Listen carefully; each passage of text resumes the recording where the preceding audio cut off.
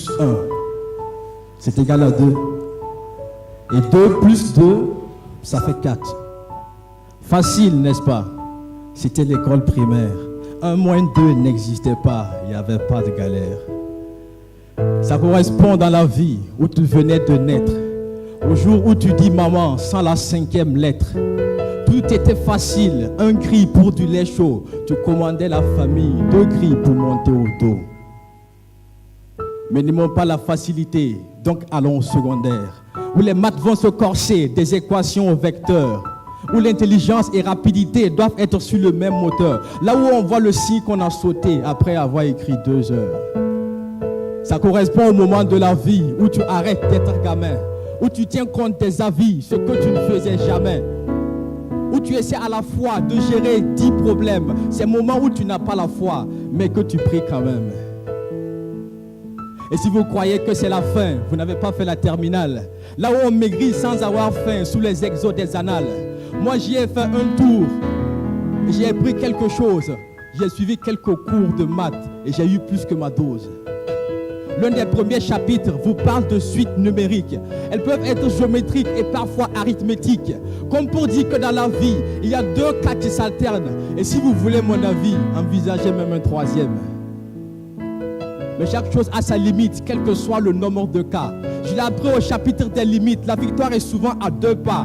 Que l'impossible finit quand on arrête d'être fainéant. Limite quand X tend vers l'infini, ça peut être 0 et rien d'effrayant. Mais le chapitre des dérivés a failli dériver ma joie. Les formules à mémoriser, les théorèmes et les lois.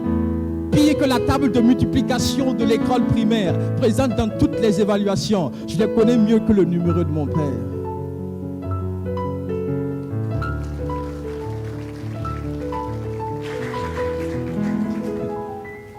Mais si vous n'aimez pas mémoriser, vous dormirez au chapitre suivant.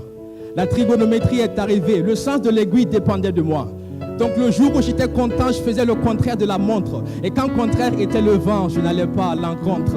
C'est ici qu'on oublie une formule que l'on juge pas nécessaire. Et c'est la même qui vous bloque à l'évaluation suivante.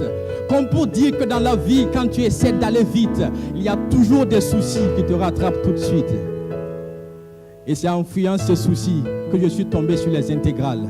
Le responsable des 2 capis des élèves de terminale. Le genre de chapitre qui donne envie de changer le D en A. On fera le devoir, mais la copie, papa, tu ne la verras pas.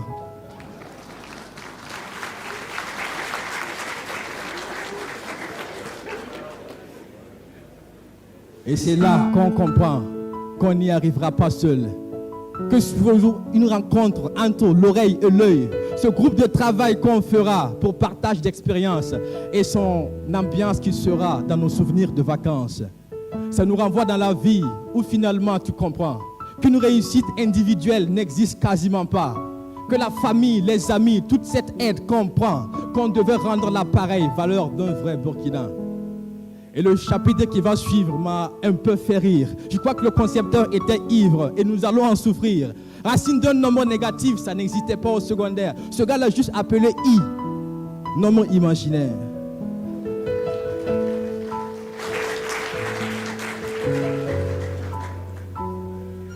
Le même I qu'on a chanté pendant l'école primaire. Il est revenu nous hanter et on ne peut rien y faire. Chapitre des nombres complexes, ça nous renvoie à la vie. Là où on t'insulte, on te vexe, mais néanmoins tu souris. Parce que tu sais que tout est une question de probabilité et que par rapport aux statistiques, tu n'es même pas le dernier. Tu sais que tu peux le faire, quel que soit ce qui se passe. Et si la géométrie est mauvaise par terre, alors fais-le dans l'espace.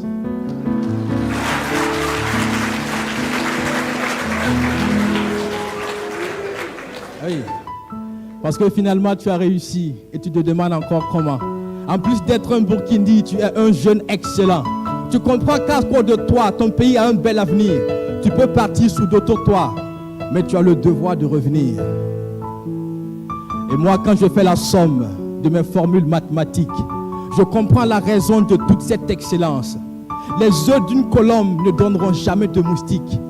Tel président excellent, telle population excellente.